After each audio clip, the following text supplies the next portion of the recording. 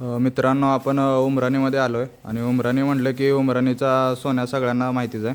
तर आज आपण यांच्या दावणीला आलो आहे आणि यांच्या दावणीला कोणकोणती बैल आहेत आणि ते बघणार आहेत. आणि ह्यांच्या दावणीला एक एक आकर्षण बघण्यासारखं आहे. ते उमराणी सोन्याचा मुलगा त्यांच्या दावणीला आला आहे आता आणि त्याच्याबद्दल आपण माहिती जाणून घेणार आहोत. तर दादा नमस्ते. नमस्ते. दादा तुमचा पूर्ण परिचय सांगा आपल्याला. माझं नाव विद्यानंद दावटी, राहणार उमराणी, तालुका जिल्हा सांगली. Mobile number 8380888979. इथला पत्ता सांगा जरा तुमचा, कसं यायचं इथं आलं. जतवरनं आलं की तुम्ही देवनाळ मेंढीवरून येऊ शकताय. इकडे रत्नीवरनं यायचं म्हणलं की मग गुंडेवाडी बाळगिरीवरनं बसरीवरून येऊ शकताय. आणि इकडे जर ह्या विजापूर साईडने म्हणलं की तुम्ही तेलसंग तिकोटा तेलसंगवर पण येऊ शकता. आता आपण तुमच्या दावणीला सोने, तर ह्याच्याबद्दल जरा माहिती सांगा की सध्या ह्याचं वय काय आहे, गायला कसं चालू आहे ते वगैरे सांगा. सोन्याचं वय सध्या 9 वर्ष चालू आहे. माझ्याकडे येऊन 4थं वर्ष चालू आहे आता. आता बैल जुळून 2 वर्ष झालं तर नैसर्गिक रेतनासाठी आम्ही एका गायला 3,000 रुपये दर ठेवले. ते म्हणजे 9 वर्षाचा बैल आहे तर ह्याच्या अंगावरती अजून म्हणजे कटिंग वगैरे फिटनेस तशीच आहे. तर ह्याला म्हणजे खुराक व्यायाम कसा असतोय? खुराक काय जे रेग्युलर वापरतेच वापरतो आम्ही.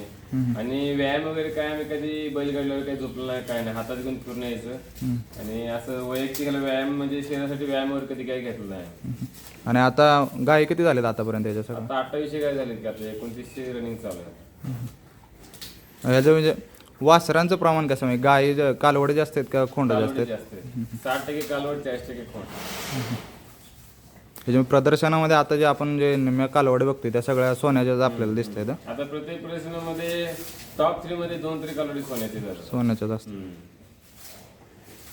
आता तुमच्या दावणीला सोन्याचा नवीन खोंड आलाय, त्याच्याबद्दल आपल्याला माहिती सांगा. कुठून आणलाय, काय आणलाय, काय वयाचं आहे सध्या? आता अजून आदत आहे. आता 23 महिन्याचं झालंय. हे चनकोंडा बिरादर म्हणून आहेत जाड रोबला ते. मी सोलापूरला प्रदर्शन जायचे त्यांची गाय लावली होती. तर त्या गाईचा मुलगा हा. आणि हा भरती यात्रेमध्ये कुठलं गाव आहे, तिकोटापाशी ताजपूर म्हणून आहे, जे चत्रिकी म्हणून एक यांचं सरनेम आहे. त्यांनी हे 9 महिन्याचं असताना 55,000 घेतले होते. त्यांच्याकडनं मी आता एक 4-5 दिवसापूर्वी खरेदी केलेली आहे. काय किमतीला खरेदी केलेला आहे? ते 6 लाखाला खरेदी केलेले आहे. गाय रत्नासाठी चालू केलं का? किती गाय झालीत आतापर्यंत? आता काय 6 गाय झाले. तुम्ही इथं चालू केलं, तुमच्याकडे आल्यावर चालू केलं का? त्याच्या अगोदर म्हणजे अगोदरच्या मालकाने काय प्रदर्शन वगैरे काय केले होते का? बिजापूरमध्ये आदतमध्ये चॅम्पियन झाला की बिजापूरला. अच्छा. ह्याचं एवढं म्हणजे माप आहे तर ह्याच्या म्हणजे खुराकामुळे आहे का, ह्याचं म्हणजे जेनेटिक्सच आहे ते? बाप एवढं मोठं आहे. आई पण लई चांगली आहे. याची आई पण मापाला मोठी आहे, त्यामुळं हा 6 रातीमध्ये बापापेक्षा मोठा होणार. ह्याचं म्हणजे पुढचं नियोजन कसं आहे, म्हणजे ह्याला प्रदर्शनात वगैरे? सगळीकडे प्रदर्शनाला वापरणार, प्रयत्नासाठी वापरणार, देणार तर नाही. कारण लय लोकांनी येऊन आता विचार केले पण बैल द्यायचं नाही. तुमच्याकडे येऊन 7 दिवस झाले असतील पण ह्याला मागणी खूप मोठी आली असेल. मी 6 लाखाला घेतल्यावर आमचे तिथे कर्नाटकामधले त्यांनी 2 लाख रुपये एक्स्ट्रा वाढून द्या म्हणले. पण आम्ही किंमत सांगितली नाही त्यांना, आम्हाला द्यायचं नाही. कारण सोन्याचं जे आता जे इतर वासरे आहेत त्या वासरामध्ये हा टॉप मध्ये निवडलेला आहे. आता ह्याच्या माग हात चालणार आहे, कारण बापासोबत एक लीग पाहिजे. ह्याच्यात आणि सोन्याच्यात म्हणजे काय सिमिलॅरिटीज काय त्याच्यात? सोन्याचं आणि ह्याच्यात म्हणजे शरीर सोन्यासारखं आहे सेम. पायाचं जे फाउंडेशन सोन्यापेक्षा चांगला फाउंडेशनला, बैलाला नाक चांगलं सोन्यापेक्षा. आणि सोन्यापेक्षा उजवं म्हणलं तर सोन्यापेक्षा हाईट जास्त होणार आहे. हाईट जास्त, लांबी जास्त, शरीर, तोंड, शिंग, कान तुम्ही प्रत्यक्ष बघू शकता. मी काही जास्त सांगायची गरज नाही, तुम्हाला बघतेच कळेल बैल काय चीज आहे म्हणून. ह्याला मग खुराक वगैरे आता ह्याची तयारी कशी चालू आहे पुढे? जे ह्याला वापरतोय तेच आम्ही ह्याला वापरणार. आणि आम्ही कधी कुठल्या बैलाला स्वतःहून काही चालत नाही. जे स्वतःहून काही तेच काय करणार, कधी रतीबिती जबरदस्ती चालत नाही. आता जी बैलांची म्हणजे तुमच्या दावणीला सगळी बैल आपण बघितली, सरदार बघितला, शंभू बघितला आणि आता ही पण आहे. यांच्यात खुराकात असं म्हणजे वेगळं तुम्ही काय टॉनिक वगैरे असं काय वापरता का यांच्यासाठी? आम्ही जे रेग्युलर आहार आहे तेच वापरतोय. जे म्हणजे आपण शेंगपेंड, धातू, मका बरडा हे जे वापरतो ना, हे दुसरी गोष्ट वैरण चांगलं वापरतो कंटिन्यू. आम्ही आता ह्या महिन्यामध्ये जरा जास्त पावसाचं कमी करतोय म्हणून वैरण भेटलं. दर महिन्यात मला हिरवं नसतं. त्यांचं दिवसभराचं नियोजन कसं असतं सकाळी उठल्यापासून संध्याकाळपर्यंत? म्हणजे इथं तर म्हणजे हा असतोय दिवसभर, तर हा सकाळी 5 वाजता उठून सगळं आवरतोय. 6 वाजता गाय घेतो आम्ही आतमध्ये. मग 6 वाजता गाय घेतल्यावर जेवढे गाय 3, 4, 5 जेवढे असतील, एक कधी एक असते, कधी 4, 5 असतात, कधी काही नसतात. तर त्यानुसार गाय लावून सगळं तो आवरून मी गोट्यात असतो इथं आवाजापर्यंत. तो आला की मग बाहेरचे जे व्हिजिट असतात, म्हणजे जे बाहेर पण बैल जातो आमचा एक, त्या गाय लावला आम्ही बाहेर जातो मग. आणि परत जे ह्याला जर यायचं असेल तर सकाळी लवकर यायला लागतं, कारण ह्याच्यासाठी आम्ही फक्त 2च गाय लावतो. दिवसातून फक्त 2च गाय? 2 गाय. म्हणजे आता काय काय लोक आहेत जे म्हणजे 4-5 गाय लावतात, तुम्ही फक्त 2च गायांचं लिमिट ठेवलंय, म्हणजे हे कशासाठी पाहिजे? म्हणजे कसं आहे, बैल काय लागतो, लागायला काही अडचण नाही, पण बैलाला पण त्रास होतो, आपल्यावर डिपेंड असते ते. म्हणजे आपण जास्त गाय, आता काही लोकांमध्ये जास्त गाय लावले की गाय गाभण राहत नाही, हे सगळं चुकीचं आहे. जे जोपर्यंत बैल कॅपॅसिटी आहे तोपर्यंत बैल चढणारच, आणि बैल चढला म्हणजे ते गाय गाभण राहणार, त्या शुक्रवार जाणारच. पण शेवटी तुमच्या गायवर डिपेंड असते ते गाय गाभण राहणे किंवा न राहणे. पण आपण बैलाच्या आरोग्यासाठी आपण 2 ते 3 गाय लावू शकतो. आतापर्यंत म्हणजे तुमच्या इथं गाय लावण्यासाठी लांबून सगळ्यात जास्त लांबून कोणते कुठून गाय आले तुम्ही? शिर्डीवर 2 गाय आले होते एका गाडीत. 480 किलोमीटर वन साइड आले होते त्यांनी. इथं एवढं लांबून गाय येतात, तर म्हणजे लागू राहण्यासाठी म्हणजे दोन्ही पण गाय लागू राहिलेले. म्हणजे त्यांच्यासाठी काय असं वेगळं काय करावं लागतंय की नॉर्मलच? म्हणजे बैल गाई प्रथमतः आली ना, गाय आल्यावर एक आम्ही तासभर थांबवतो त्याला. एक तासभर थांबून एक वैरण खाल्ली ना, तर रिलॅक्स झाली ना, मग ती गाय लावतो. आणि लावून एक तासभर त्यांना बसवतो. कारण कसं, एकदा बैल लागून उतरला ना, त्या आतमध्ये जे ओएस पार्ट असतं, जे पिशवीतून म्हणतो आपण, ते बैल लागल्यावर जेव्हा क्लोज होईल ना, त्यावेळी नंतर ती गाय खाली बसली तर ती काय रिपीट व्हायचे चान्स नाही. आणि दुसरी गोष्ट, लोक काय करतात, आता गाय लावली ना, दिवसभर टांगून ठेवणे किंवा वर मारून ठेवणे, झाडाला बांधणे, असलं काही करायची गरज नाही. गाय जरी उलटी जरी उभारली तरी ते काय बाहेर येत नसते. आता लांबून वगैरे गाय येतात, तर त्यांच्यासाठी म्हणजे जर एखादा म्हणला राहायची वगैरे इथं सोय आहे का, तर तुमच्याकडे राहायची सोय होईल का? विषय काय माहितीये का, आम्ही राहतो गावात, आणि गाय जर आले तर इथं आतमध्ये घेतलं की बैल एकतर वगैरे खात नाही. त्यासाठी आम्ही रात्री लांबून त्यांना जेवण वगैरे करून रात्री 11 वाजता निघायला सांगतो, की जेणेकरून 5 वाजता पोहोचते ते. 5 वाजता आले की त्यांची गाय लावून देतो, कारण मुक्कामचं कसं गावात असल्यामुळं इथं राहायचं नियोजन नाही करू शकला. आता हा जो बैल आहे तो म्हणजे घरपोचसाठी वगैरे तुम्ही चालू करणार आहे का? नाही घरपोच नाही, कारण हा पुढील 6 महिन्यामध्ये त्याच्या वडिला एवढा मोठा होणार आहे. मग ह्याच्या एवढी मोठी गाडी पण सांगणं पॉसिबल नाही. दुसरी गोष्ट, एवढे मोठं बैल घेऊन पळणं पण पॉसिबल नाही. लहान बैल असले की फिरून उतरतात, उडी मारून चढतात, पण ह्यांना तसं जमत नाही. आणि तिथे गेल्यावर एखाद्या ठिकाणी खोडा असतोय नसतोय, बाहेर गेले की शक्यतो खोड नसणार. आणि गाडीला जर डांगून लहान बैल लावू शकतो, पण आता एवढा मोठा बैल नाही लावू शकणार. लोकांची आता मागणी कुठला बैलाला जास्त, सोन्याला काय ह्याला?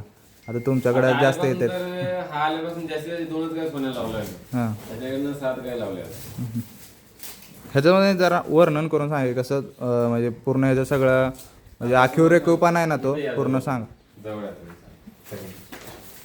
आता तुम्ही बघू शकता बैल असं उभारलाय ना, तर ह्याचे कान एकदम बारीक आहेत. शिंग बघा, हे डोळे किती बारीक आहेत बघा. आणि हे जे वाहन आहे ना, हे जे वाहन आहे, ह्याला लय मार्केट आहे आजकाल. चित्राकोसा गेला, चित्रकोसामध्ये ना. आणि याचं फाउंडेशन बघू शकता तुम्ही.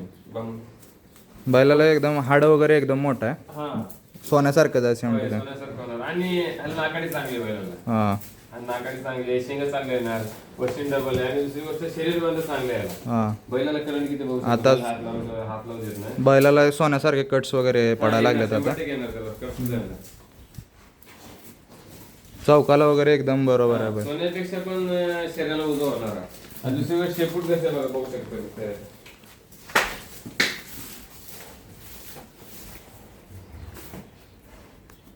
मित्रांनो, एवढं मोठं माप म्हणजे पुढं साधा ते दिवस लय मोठं माप होणार.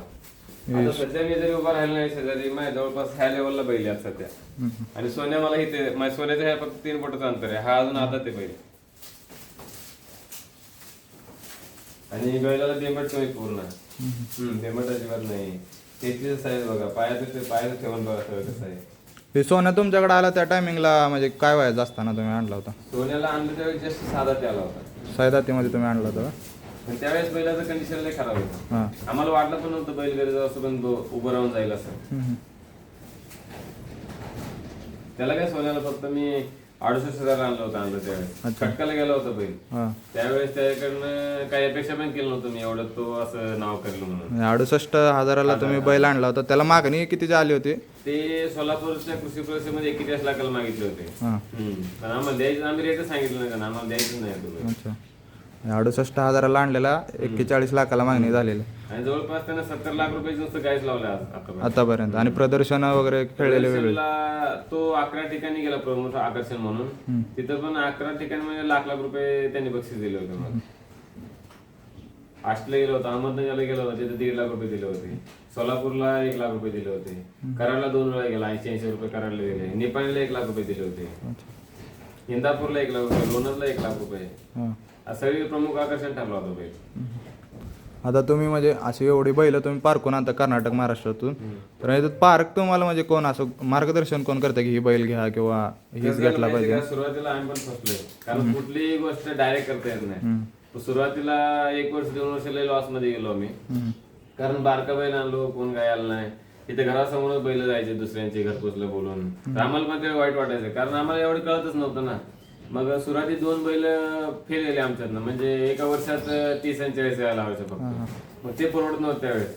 पण नंतर सोन्या जेव्हा आला ना, मग सोन्या आम्हाला स्वतःहून प्रत्येक जेव्हा बघितलं, माग शरीर चांगलं वाटलं, पण आम्हाला सुद्धा वाटत नव्हतं एवढं तो गाजल म्हणून. जसं त्याला मेंटेनन्स करत गेलो ना, तो लय चांगला सुधारला आणि कर्नाटक महाराष्ट्रामध्ये आमचं नाव पण केलं त्याने. तेव्हापासून जे असं आता कसं झालं माहितीये का, आम्ही जनावर बघितलं ना, आम्हाला ते क्वालिटी जनावर असले की आम्हाला जरा बघण्यात आनंद होतोय. कारण जर लो क्वालिटी मध्ये असले की थोडस जास्त असं नाही का, ज्वारी मिक्स मध्ये असले की ते आम्हाला पण जरा बघायला बरं वाटत नाही.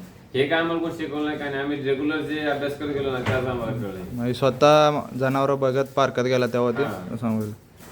आणि कसं असतं, एका दुसरा सांगणार पण असतोय, असं असावं तसं असावं. एका म्हणजे असे आहेत दोघं ते आहेत आमचे, ते भजंत्री माधवना वगैरे त्याने बैल घेताना लई मदत केली होती. कोळीगोडच्याला पण आहेत, ते सगळे मदत केली आम्हाला बैल घेताना वगैरे.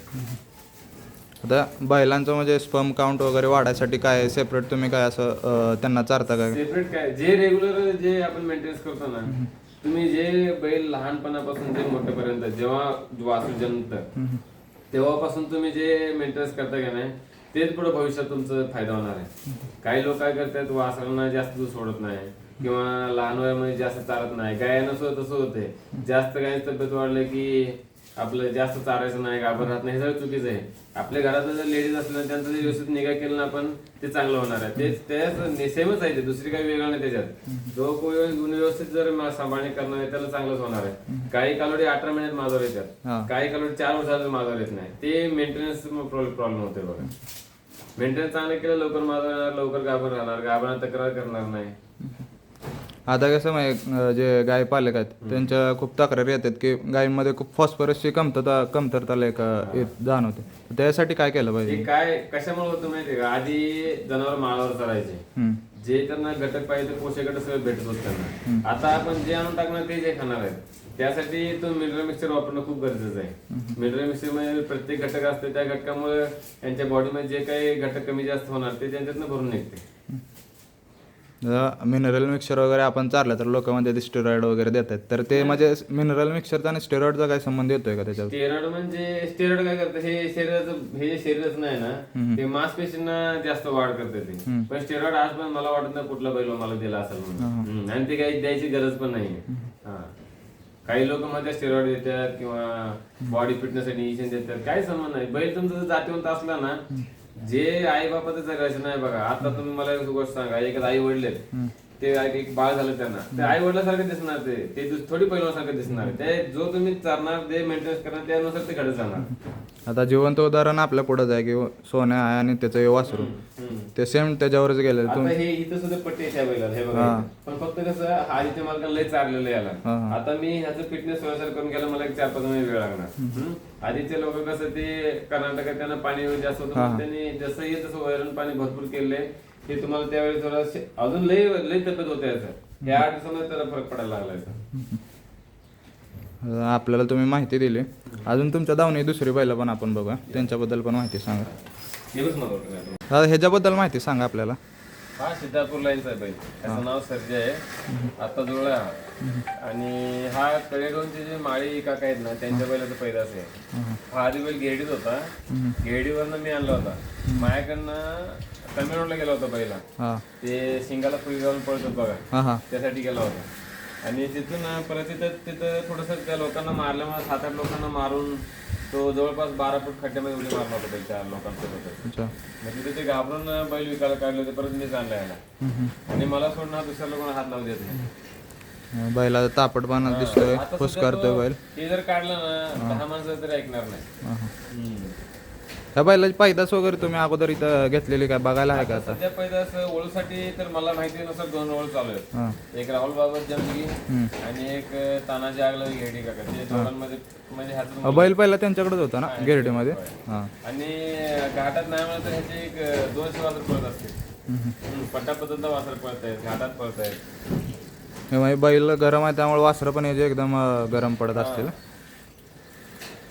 आणि बैल रागले याला. हां हा घरी असं तो बैल शांत असतो, बाहेर गेला ना तर मला सुद्धा असं जास्त ओळखू देत नाही. घरपोचसाठी जातो ना जातोय घरपोसाठी जातो.